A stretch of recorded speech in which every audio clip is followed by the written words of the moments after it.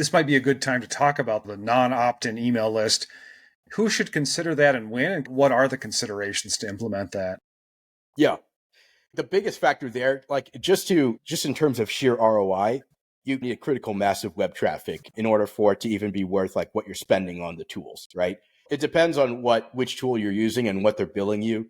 But I generally don't even really consider it unless a brand is getting at least 20,000 users a month on average. Because you have to remember these identity graph tools, they're going to match back anywhere from like 15 to 50%. It's a pretty big range. And it varies from site to site, and it also varies on the tool. So it's an important thing to keep in mind, even just in terms of like pure ROI. Are we going to get back a multiple of what we're spending on this?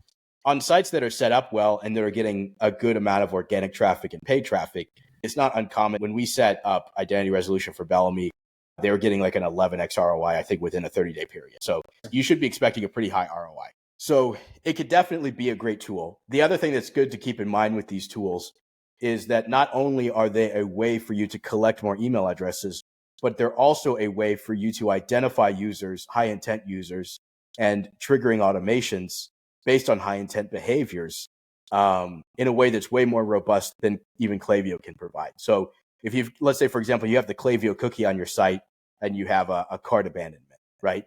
Klaviyo is only going to be able to match back opted in users who are already in your database. If you're using these identity resolution tools, you can collect the email address and identify the user at the cart level and trigger the automation all together, like basically like in one fell stroke. And so the amount of volume that you can push through these those tend to be your highest revenue per recipient automations are abandoned checkout, abandoned cart, et cetera. So the more data that you can put in the top into those automations, they just start to print more and more money. And that's part of the reason why the ROI tends to be great.